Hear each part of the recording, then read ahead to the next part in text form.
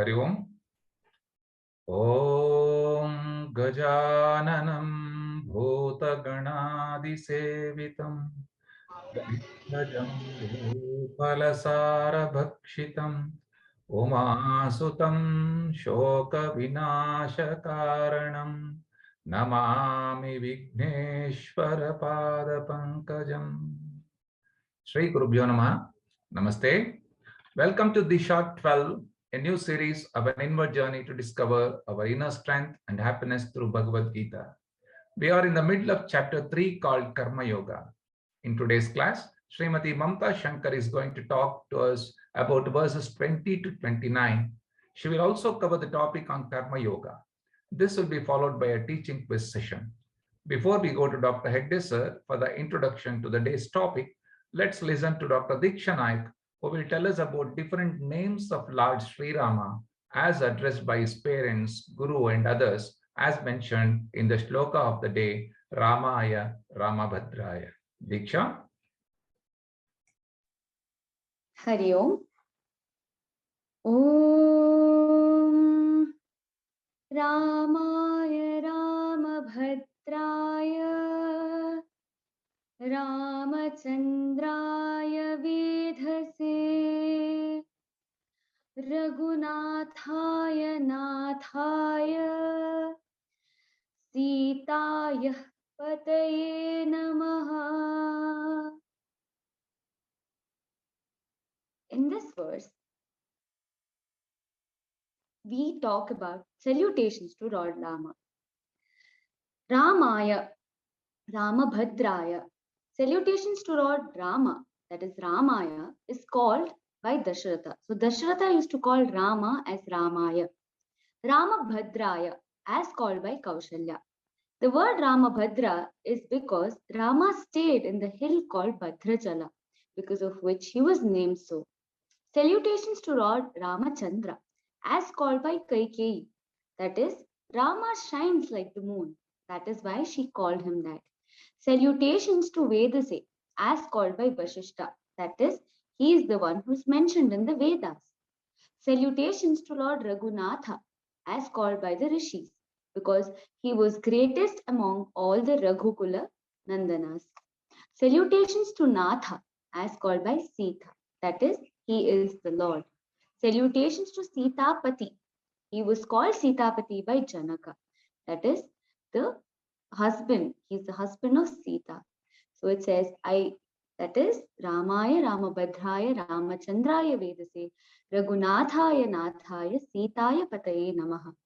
Salutations to Rama, who has been called by different names, yet he belongs to all of us. Hari Om. Please chant once again, Diksha, the whole mantra. Okay, doctor. Om Ramaya Ramabhadraya Ramachandraya Vedhase Raghunathaya Nathaya Sitaya Pataye Namaha. Thank you, Dr. Diksha, for a wonderful chanting of a very beautiful mantra. And through this process, we get to know many, many mantras which we may not be very familiar with. Sadashiva Samarambham Shankaracharya Madhyamam Asmadacharya Paryantam Vande Guru Paramparam. Om. In the last few classes, we've been studying about Karma Yoga. This slide will give us another perspective about Karma Yoga. Karma Yoga is a sadhana. A sadhana means a spiritual exercise. Every exercise is meant for a particular purpose. Every sadhana has a certain sadhyam or goal. And what is the sadhyam or goal of Karma Yoga? The sadhyam or goal of Karma Yoga is to get the qualifications for Jnāna. We are all in the process of getting spiritual knowledge for the purpose of attaining moksha. we know one thing for sure: moksha or paramapurushartha is not possible without jnanam.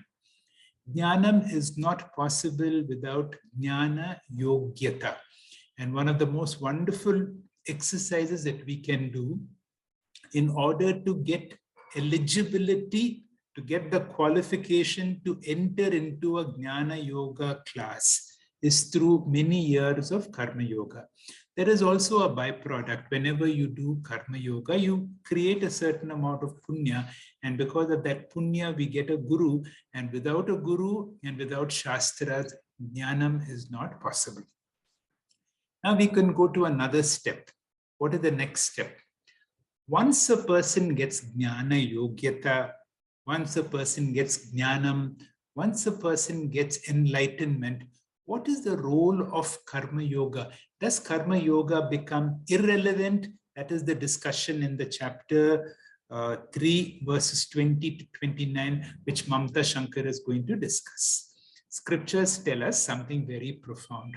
They tell us very, very clearly, all of us who are listening to these words, that we are not ordinary. The scripture's description is very clear. Tattvam asi. You are already that which you can possibly be. That means you are divinity in itself.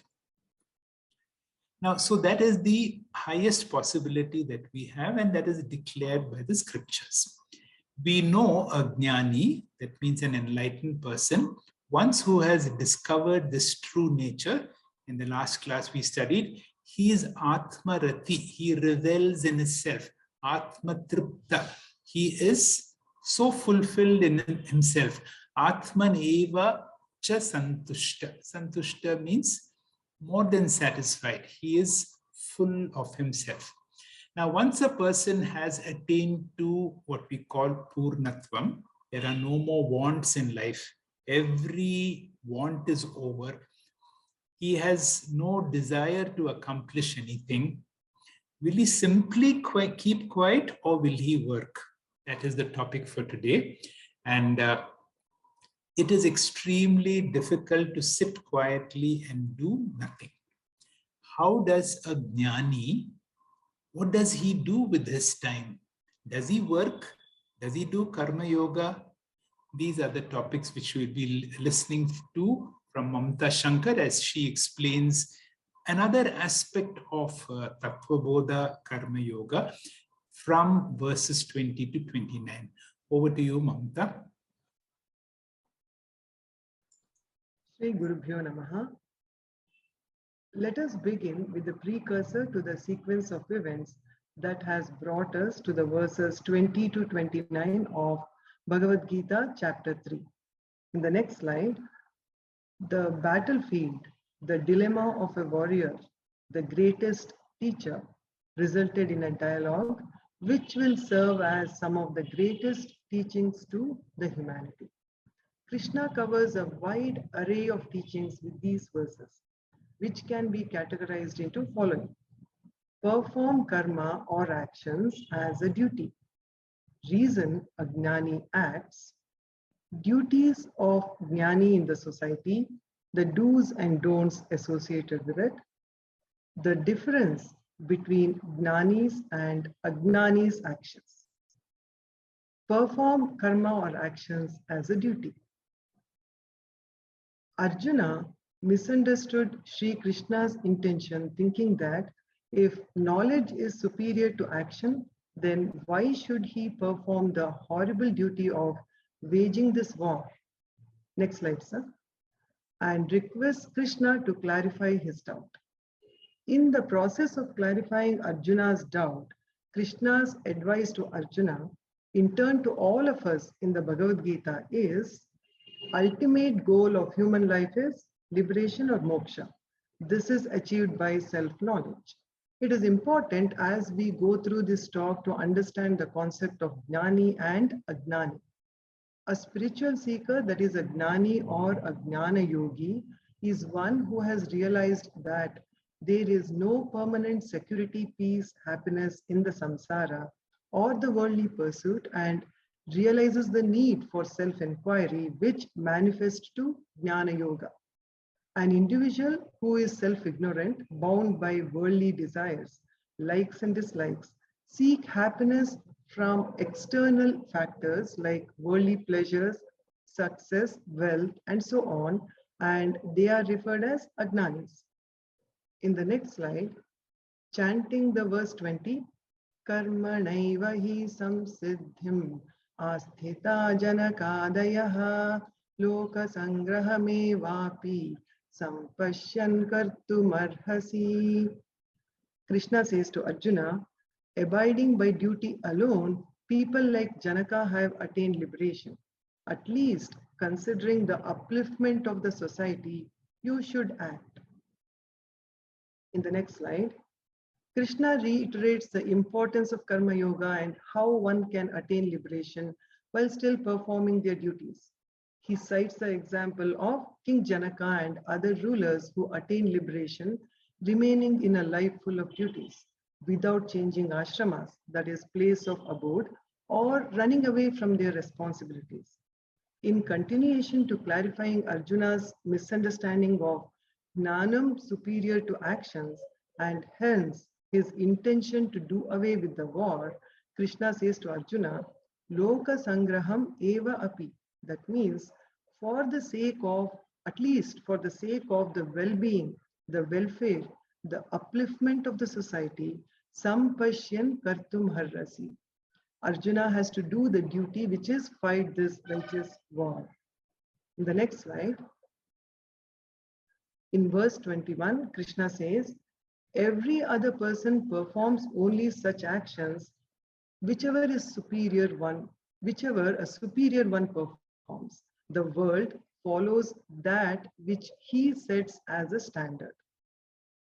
In the next slide, Krishna continues his teachings based on an important principle in our tradition. Three sources of knowledge act as a guiding map to help us lead a life which is right or dharmic. One, Vedas, the primary source of dharma, adharma, jnanam. Two, Smritis, which is based on Vedas like Itihas, Puranas, etc. Three, Shreshta Acharaha, most importantly, the lifestyle of cultured people of society or responsible elders of the society. They have followed a way of dharmic life and can serve as models. Of these three sources, the lifestyle of elders is a more powerful medium of communication. Therefore, Krishna says, Yadyada charati shrestastha ta devetaro janaha. Whatever the great masters or leaders of the society preach, not by their words, but by their actions, that is the most powerful teaching. Great personalities always act in an exemplary manner to set a standard for the world. If they are not responsible, then it can create moral ethical problems and we can see decline in dharma.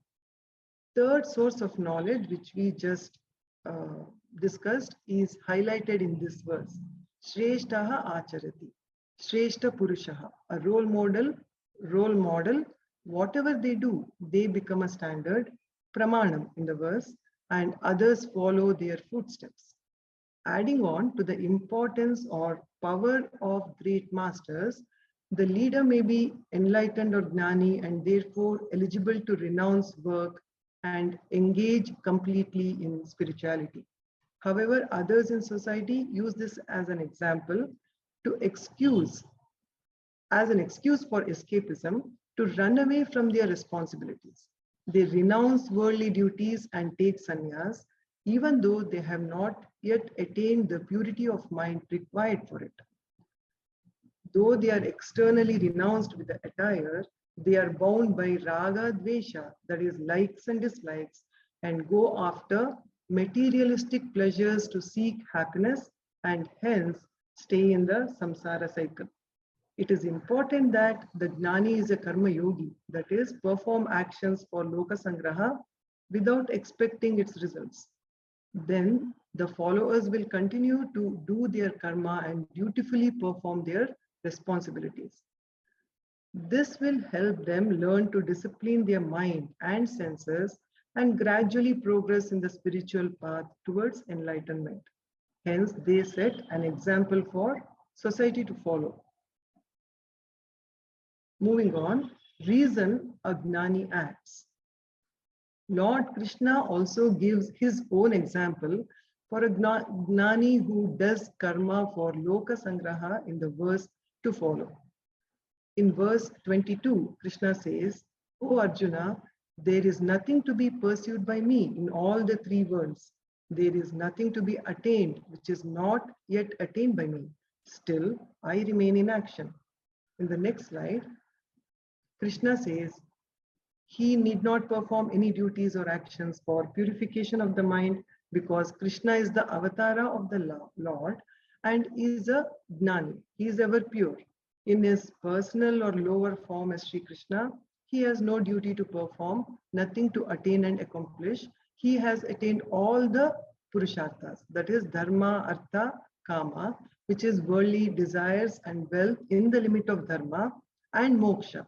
Yet, Krishna works for the welfare of others in the society. In the next slide, in verse 23, Krishna says, "Because if ever I do not remain tirelessly in action, all the people would follow my path in every way, O Arjuna." And in verse 24, he continues to say, "If I do not perform action, all these worlds would perish. And I will be the creator of confusion also. I will be destroying these people." In the next slide, Sri Krishna during his time on earth was playing the role of a king and a great leader. Krishna says, "Yadi hyaham na varteyam" in the verse. That is, if he did not perform prescribed Vedic duties tirelessly or enthusiastically, that is, andritaha, many would follow his footsteps. Mama vartamanu vartante. Then he would be at fault for not leading mankind in the right direction. When Krishna is referring to Vedic duties, it refers to Pancha Mahayajna, in which Swadharma or performing our duty is also included. Continuing the teaching in verse 24, Krishna says, the consequences of not leading the society in the right direction would create confusion, sankaraha, in the verse, in regards to roles and duties and decline of dharmic values, which result in destruction of the society, that is, people in the society. That is, ime lokaha utsideyuhu in the verse. The consequences will not be felt immediately. Only after years of violation will the consequences be felt. Just as ecological violations take many years for the bad consequences to occur, some violations in the duty could be irreversible. In the next slide, O Arjuna, Krishna says to Arjuna, O Arjuna, just as ignorant people act with attachment to action, a wise man also should act without attachment, with a desire to maintain the harmony of the society. Krishna says this in verse 25. In the next slide, Krishna points out the difference in attitude with the karma or action done by Jñāni and ajñāni in this verse. Ajñāni does karma to purify the mind, to gain knowledge of the self, and then liberation in stages. Jñāni is already liberated, so he performs karma to uplift the society and educate with regard to proper living. When ajñāni does action, he is bound by likes and dislikes born out of self-incompleteness or self-dissatisfaction. Like, for example, I would like to get a candy, I want a house, I want a car, and so on. Actions are performed for fulfilling the need for happiness, for completeness, for fulfillment. If any of these actions is not fulfilled, then there is disappointment or anxiety related to the results of actions. So ajñāni's actions, which is a combination of attachment, saktaha in the verse, expectation or dependence, result in anxiety, disappointment, frustration, a typical scenario in a samsara. In case of Jñāni, Jñāni is an enlightened person, which means he is Satchidananda. Essential nature is Purnatvam, fullness. True nature is security, peace, and happiness without requiring any external dependent factors to be happy. He acts with a sense of fulfillment, so acts out of happiness, out of fulfillment, and full of security. In verse 26, Krishna talks about duties of Jñāni in society and the do's and don'ts concerning ajñānis. Krishna says, a wise should not create confusion in the intellect of the ignorant who are attached to action. Efficiently performing all his or her duties with discipline, they should inspire them. In the next slide, Krishna says to the wise people or Jñānis, Karma Sanginam Buddhi Bedam Na Janayet. Karma Sangi means people who are in the worldly or materialistic pursuit. That is, they are interested in actions and its results. To encourage these Karma Sangis to continue in their worldly pursuit, but legitimately and dharmically. They should not be confused by encouraging vairagyam, renunciation, detachment, etc. Instead, give time to grow out of these worldly actions. Krishna continues and says, Vidvan. It means Jnani. Swamiji refers to Grihastha Jnani in this context, that is, one who has attained enlightenment, remaining in family duties and responsibilities. These Jñānis or such Jñānis should inspire, that is, Josha'et in the verse, all other ajñānis in the society to do karma that includes devotion also, not by mere verbal advice, but by themselves doing the actions with devotion, that is legitimate and dharmic in nature, not as a mere duty, but yuktaha, with commitment and involvement. In the next slide, in verse 27, Krishna says, under all conditions, all actions are done by the gunas of Prakriti. One whose mind is deluded by ahankara considers, I am the doer. In the next slide, Krishna talks about the technical difference from Vedantic angle of Jnani and Ajñāni performing actions in this verse 27 and the following verse. That is, the difference in their attitude and the way they look at the action. Before we look at the essence of the shloka, let us see what is the relationship between an individual and I. One I is the lower I, called the ego or ahankara, which is karta and bhokta. And there is the real I, which is the higher I, which we call as Atma, Sakshi, pure consciousness, or Chaitanya Swarupa. Every individual is a combination of lower I or lower self, called ego or ahankara, and higher I or higher self, called Atma, or the borrowed consciousness from the consciousness principle.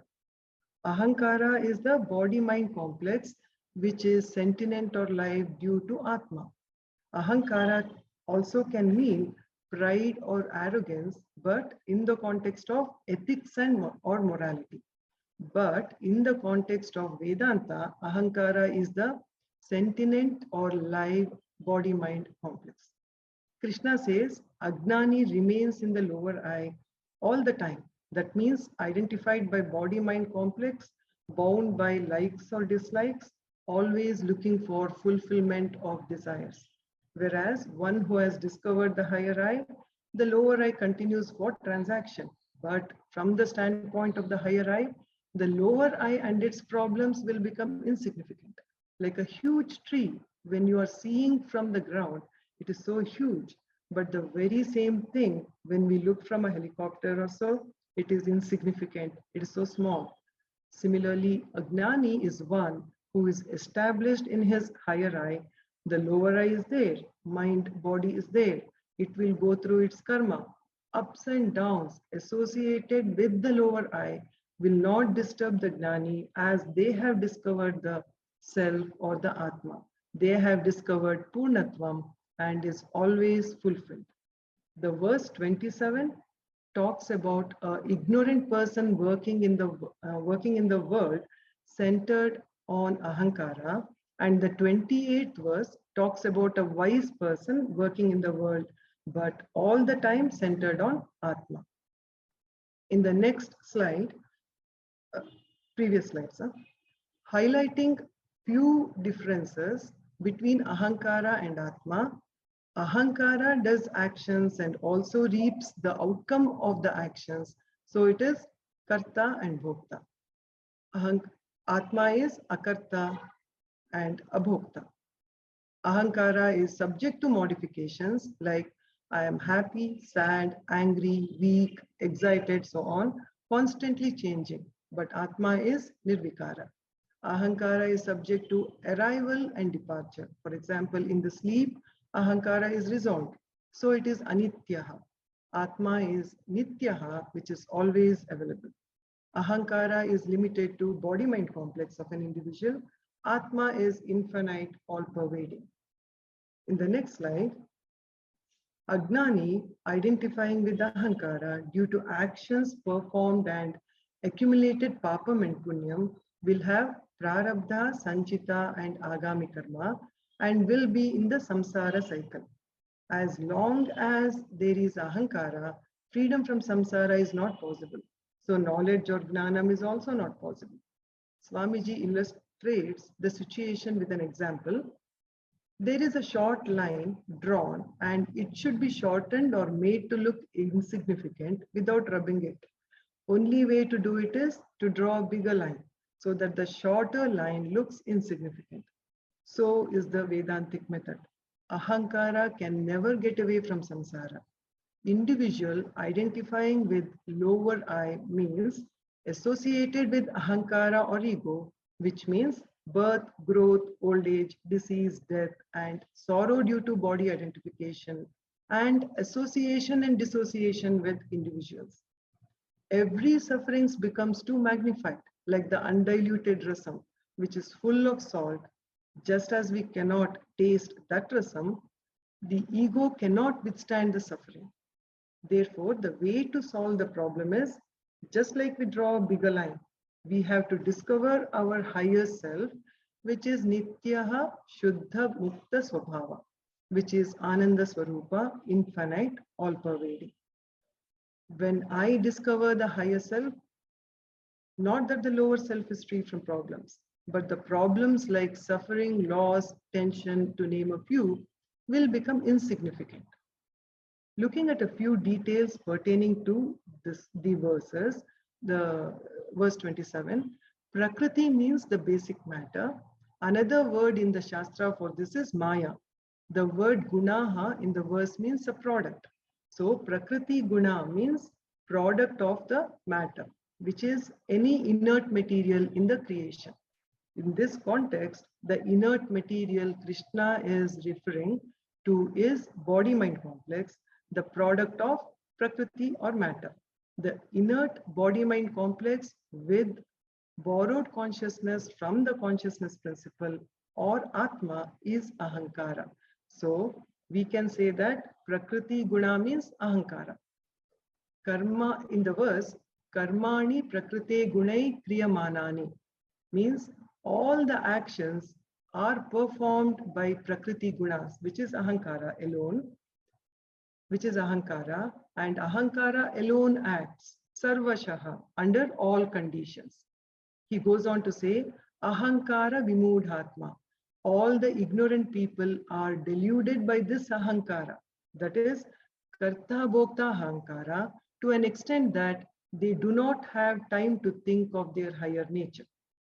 This Ajñāni, caught in the lower self, claims that I am the Karta, I am the Bhokta, that is, I am the doer and I am the experiencer of the results of actions as well, instead of training the mind to claim Aham Brahmasmi.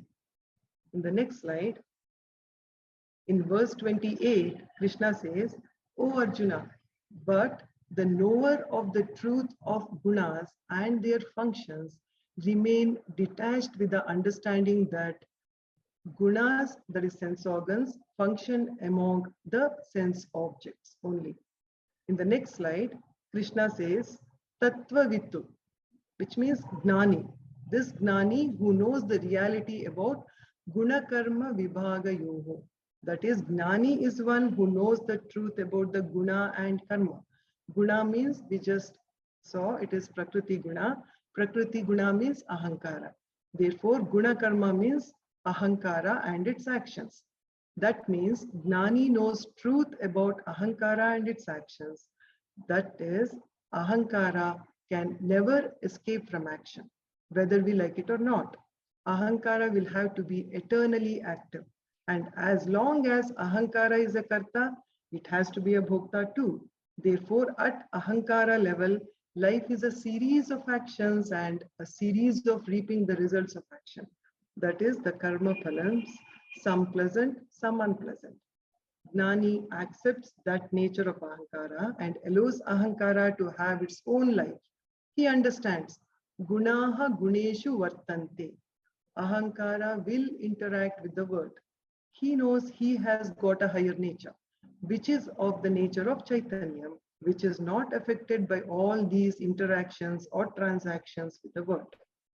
Just as the activities of the dream world do not affect the waker, happening in a movie screen does not affect the screen itself. Similarly, the real higher I am not affected by either the karma or the phala. This fact the Jnani remembers. So, the only way is to discover our higher self so that we are ready to allow ahankara to interact with the world without getting affected. And Krishna says, iti matva, with this knowledge, Jnani remains detached. He is able to look at his own ahankara objectively or be aware of the fact associated with ahankara. In the next slide, in verse 29, chanting verse 29, Prakritir guna sammudhaha sajjante guna karmasu tana kritsna vido mandan kritsna vinna vichalayet. Krishna says, those who are deluded by the gunas of Prakriti get detached to the actions born out of gunas. A man of complete knowledge should not unsettle those immature people of incomplete knowledge. In the next slide, Krishna is now again talking about duties of a Jnani, that is do's and don'ts associated with ajñānis in this verse 29. Krishna says, Prakriti guna sammodaha means ajñāni's ahankara is deluded, hence does not have objectivity with regards to body-mind complex.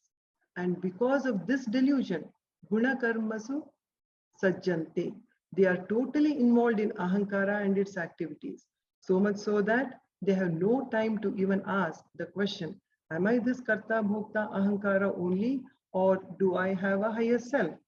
Jnani should not confuse an ajñāni, should not shake them or disturb them by emphasizing sannyasa. Message conveyed by Krishna here is, Jnani's advice to an ajñāni should not be renunciation, but to follow karma yoga, to help in the process of growing out of attachment to worldly affairs and then to be one with the higher self.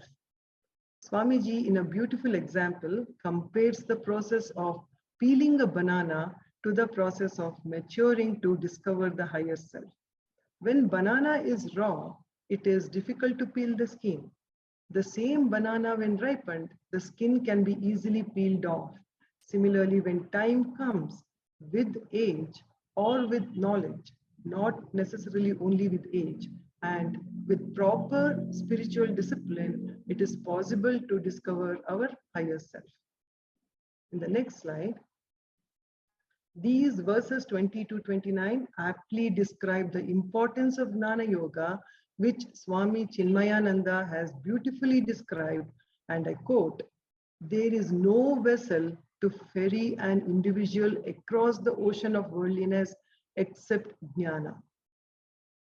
In the next slide, I will now move on to Tattva Bodha, which forms the basis for studying Vedantic texts. In particular, a section of Karma Yoga in this session. Karma Yoga is performing action with right attitude that is born out of right understanding. Every karma or action is processed by the universal laws and handed over back to us as phalam. Universal laws are tools in the hands of the Lord to maintain the harmony of creation. It means God is processing the actions through the tool of his own universal laws, and result is coming from the Lord in a processed form called phalam. Moment we know this fact, every action becomes Isvara Arpana, that is worship to the Lord. And when I receive the results of karma in the form of karma phalam, it becomes Isvara Prasada. Just as Lord's Prasada is considered sacred, so is the karma phalam. It should be considered as sacred and should be received with a sense of fulfillment. When we develop the attitude of Isvara Arpana Bhavana and Isvara Prasada Bhavana, we enjoy equanimous mind or samatva, which leads to purification of the mind and faster spiritual growth.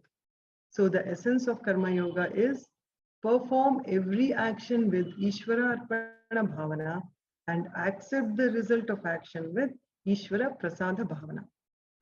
In the concluding slide, I would like to leave you with a wonderful quote that I came across, which describes the essence of Karma Yoga that is hidden in the first two words of Gita. The first two words are Dharma Kshetre Kurukshetre. Rearranging the words, it becomes Kshetre Kshetre Dharmam Kuruhu. This reveals a simple truth, which is in all walks of your life, do your duty. Thank you. Thank you, sir. Hari Om. Thank you, Mamta, for a great effort in trying to understand these certainly difficult verses of the third chapter dealing with Karma Yoga, and to be able to make a nice presentation. And certainly you have a choice to answer this question. You know, only when a person spends so much time, then you will know the greatness of the Gita, you will have a greater understanding of the Gita for yourself. As these verses are very profound, I will take a few minutes to bring out the essence of what Mamta had to say. Now remember the context of the whole Bhagavad Gita. Here is a very reluctant Arjuna who's being forced by Krishna that you have to fight the war. And Arjuna is trying to give reasons why you yourself have said Jnanam is superior. Why are you forcing me to do karma? Krishna in the introductory slides has very clearly brought out, without karma, there is no question of jnana yogyata. Therefore, you have to do karma. Once you get jnana yogyata through karma yoga, then you can get jnanam, and only then you can be free. Now, suddenly Krishna gets an idea, because if a person claims that I am a Jñāni and therefore I don't have to do any karma, supposing Arjuna takes that clue and says, see, I am a Jñāni, no one can disprove that. So Krishna now has changed the entire topic. The topic has changed. Krishna suddenly starts giving certain examples which we have not considered. Karmaneva hi samsiddhi astita janakadaya. He gives an example of King Janaka.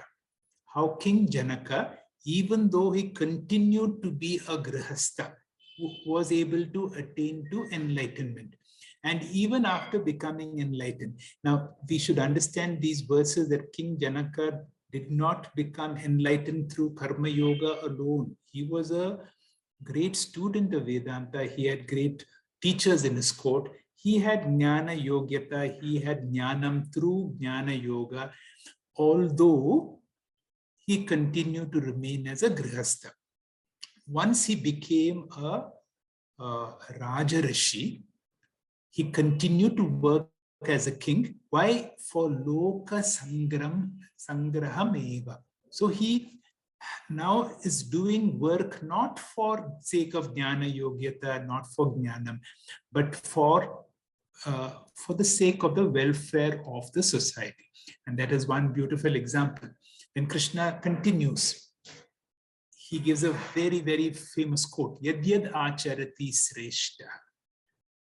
this was well brought out by Mamta also. One of the best examples that you can give is being an example yourself, better than any form of scriptures. Can you use the Bhagavad Gita understanding to be a role model by yourself? Because if you are somebody whom others will treat you with some reverence because of your position in society, people are going to follow you. And therefore, if you are lazy, if you're not doing anything, that is exactly what they are going to follow. Krishna gives himself as an example. Being the Lord of Trishu Lokeshu Kinchana. There is nothing for me to achieve, O Partha, in all the three worlds. I'm the Lord of all the three worlds. And yet you can see how I am working. And he says, if I don't work, this is a very beautiful word, tirelessly, atandritaha. If I don't work tirelessly, then what happens? Others will emulate me, others will become lazy, and this will have a ripple effect. Utsi deyur ime. That means there will be a lot of suffering in the community, and sankarasya, there will be a lot of confusion itself. And therefore, even though whoever I am as an avatara, you will see how I am working. And then he gives the example of those people who do not have spiritual knowledge. And he makes the comparison of how those with spiritual knowledge do not have any attachment to the outcome of their work. They will still work, but they work out of happiness. They do not work for happiness. The saktaha, this attachment to the outcome, is a hallmark of ignorance, whereas a person who has that realization, he will not have that form of clinging or concern about the outcome of my action. This is another very, very important verse. It comes in the concluding verse of the section, verse 29 also. Na buddhi bhedam janayed. Now, please, when you become spiritually evolved, don't act like I am so blessed. I have spiritual knowledge. These are poor fellows. They don't know.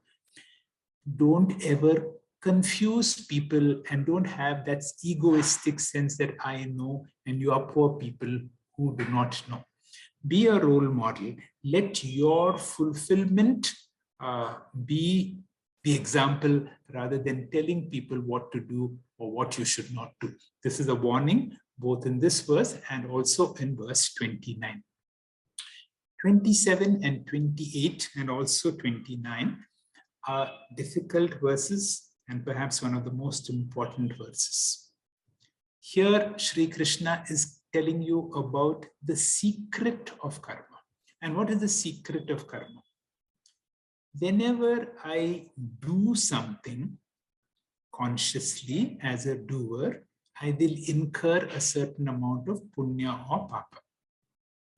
Now, the more expert that you become, buddhi yukto jahatiha, the more expert you become, you will realize that you are not doing anything because now you are your higher self.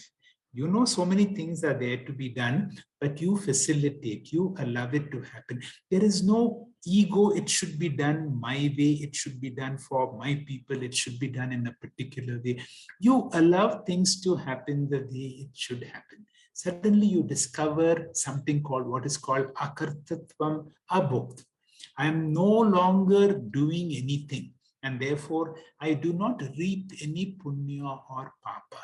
That is when you are logging onto your higher self and yet you are very busy doing karma. Try to understand these two important verses. Prakrite kriyamanani gunai karmani sarvashaha ahankara vimudatma kartram iti manyate. The ignorant people, those who do not know one's true higher self, always have a feeling, yes, because of me, all this has happened, and we fail to acknowledge the role of so many others in making things happen.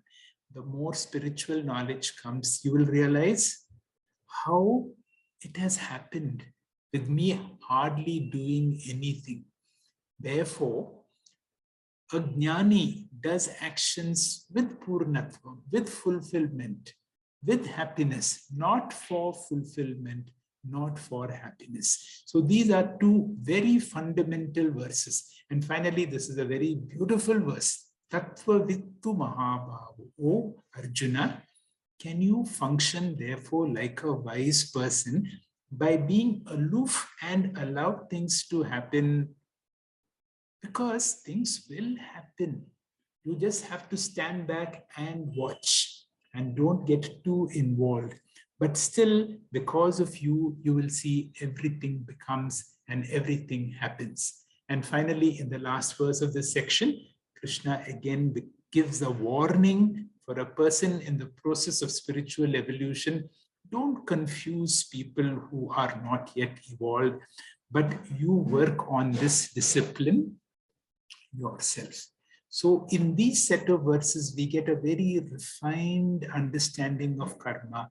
How, although karma is only a sadhana to get us jnana yogyata, even if you have jnana yogyata, even if you have jnanam, even if you have jnana nishta, you continue to work. But how do you work? Is it possible to be an akarta and also abhokta, which is the sum and essence or the peak of all karma yoga? That comes in that 50th verse of the second chapter. Buddhi yukto jahatiha ube sukrite dushkrite tasmad yogaya yujjasya yogaha karmasu kausalam.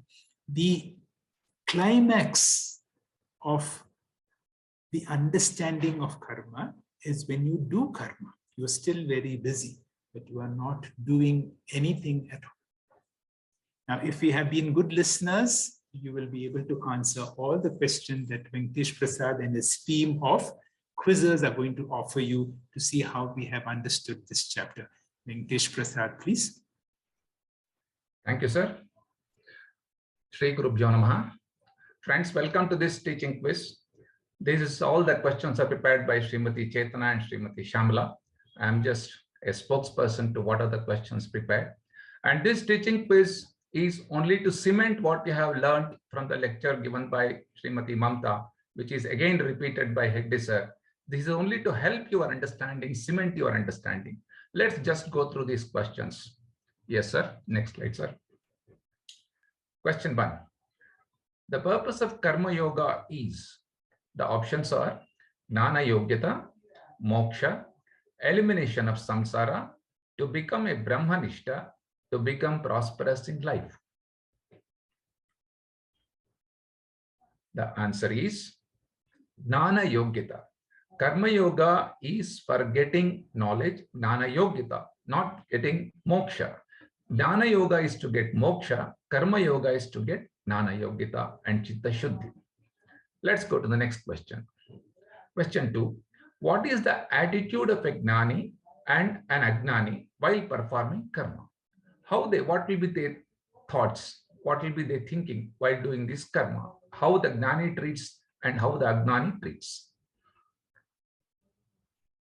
The answer is, ajñāni, when he does the action, he is doing it for happiness and for fulfillment and for security.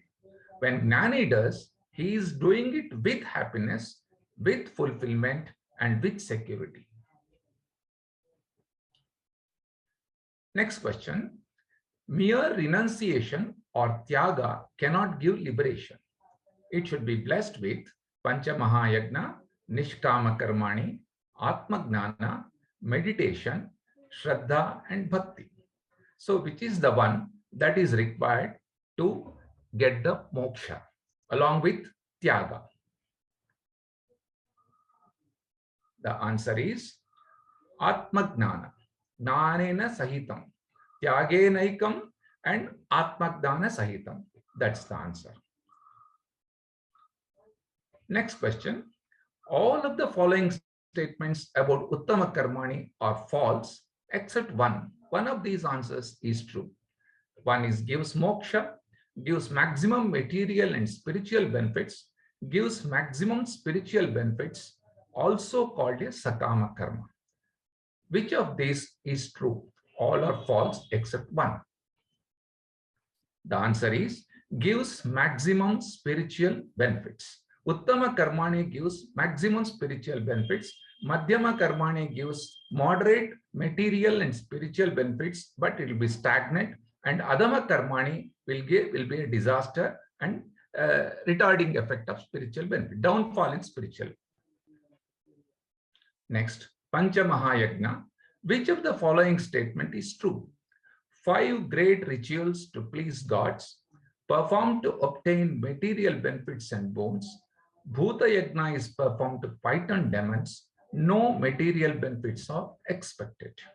Pancha Mahayagna. What is the purpose of doing Pancha Mahayagna? And here, the attitude while doing Pancha Mahayagna is a paropakara karmani. Paropakara means you don't expect anything. Naturally, the answer is no material benefits are expected while you do Pancha Mahayagna. Let's go to the question number 6 now. What should be the right attitude? Asking God humbly to grant us material wealth, expecting benefits as we are doing good work, do the way it should be done, accept the result as gift from God, doing prescribed rituals before doing any work. This is a question related to karmi and karma yogi. What does the karmi thinks? What does the karma yogi thinks? Here the question is, what does the karma yogi should do? One who is doing karma yoga. That is, we are talking about should be your attitude while doing the karma. The answer is, do the way it should be done, accept the result as a gift from the God. That is, Isvara Arpana Bhava and Isvara Prasada Bhava. That's the essence of karma yoga. Now, question number 7. Both Jñānis and ajñānis have to do karmas or actions. What is the difference in purpose? What will be the difference in purpose while ajñānis do it or Jñānis do it? Let's see the answer. Ajñāni does the karma to get purity of mind, that is for chitta shuddhi, to get jnana yogita, to be eligible for knowledge and liberation, jnana yogita. When Jñāni does the karma for the purpose of upliftment of society, to be a role model. When Krishna says Janaka Adayaha, gives the example of Janaka, people like Janaka do it for this purpose of upliftment of society, to help the society and to be a role model. Let's go to question number 8. Now, these questions now are related to Bhagavad Gita from verses 20 to 29. We have given the shloka also at the top of the question so that you can guess the answer and you will relate the question and answer to that particular shloka. That is the intention. As I said earlier, this is not to test your understanding, this is to cement your understanding. So, question number 8 goes like this. Why does Krishna say that even if you are a Jñāni, you have to continue with your duties? Just in the previous question also we referred to this. In this shloka, karmanaiva samsiddhi asthita janakadayaha. I gave you the example of Janaka. Loka sangraham evapi. Loka sangraha means to the welfare of the society. This is what the answer. As long as he is in society, a Jñāni has to continue with his duties, karmas for the benefit of the society. That is called Loka Sangraha. Let's go to question number 9. This shloka 3.23. Krishna gives an example of someone who need not do any karma but still continues with it so as to be a role model. Who is it? Krishna in fact gives his own example in this shloka. Mama vartmanu vartante manushya partha sarvashaha yadi hyahyam navarteyam jatu karmanyatandriyata. This is what Krishna says. Krishna, though he is a Jñāni, though he has attained moksha, everything he has accomplished, but still he continues in karma because people will follow him. People will do what he does. The answer is Mama Vartmanu Vartante, Krishna himself. Next question, sir. In 3.24 shloka about this, what does Krishna say will happen if he doesn't perform his actions? As I just referred earlier, to help the world will follow him. That is why he is doing it. The answer is Utsi Deyurime. The world will perish. That is the answer. Utsideyu ime loka na kurya karma chedaham. Ime loka utsideyu. All this world would perish. That is what. How this will perish? The answer is sankarasya chakarta. That will get confusion. The answer is to confusion. Sankarasya cha. Sankarasya chakarta, by creating confusion in the society with respect to their duties. Now, question number 11. How do ignorant and wise people act with regard to action or karma? This is regarding 3.25 shloka. You can see in the first line, Saktaha karmanya vidvamso yatha kurvanti bharata kuryadat vidvams tatha saktas chikirtishur loka sangraham. First line says about ajñānis, second line says the word jñānis. Let us see the answer. Ignorant, ajñānis, action done with attachment, and sakta karmani, as we see in the line. And the wise people do action done without attachment or asakta karmani. They are not attached to their karmas or karma palas. Wise, ignorant people are always attached to their karmas. Question number 12. Na buddhi vedam janayed ajnanam karma sanginam joshayet sarva karmani vidvan yuktas samacharan. Here, while interacting with ignorant people, how to deal with them, Krishna gives an important advice to wise people. Which of the following is correct? Should we encourage those pursuing materialistic things to continue with their actions, but to make it dharmic and legitimate? Should we pursue artha and kama, but introduce to them about values, God and devotion? Jñāni should not criticize them, but encourage them. Don't force dispassion and detachment. These should come naturally. These are the things. Krishna tells, don't confuse people. Don't confuse. They will come to terms after some time. The answer is naturally, Jñāni should not criticize them, but encourage them. When their minds are ready, they themselves will deepen their thoughts. They will become the proper attitude and proper things. Next question. Prakrute kriyamanani gune karmani sarvashaha ahankara vimudhatma kartahamiti manyate. In the 27th shloka, what does an ajñāni, one whose mind is deluded by ahankara, think while doing karma? Kartahamiti, I am doing it, I am the doer. Akarta bhokta, karta bhokta, he thinks that he is doing it. The answer is, I am the doer. Karta. Let's go to 14. Prakrute kriyamanani, again the same shloka. What is the meaning of the word prakrutehe in this verse?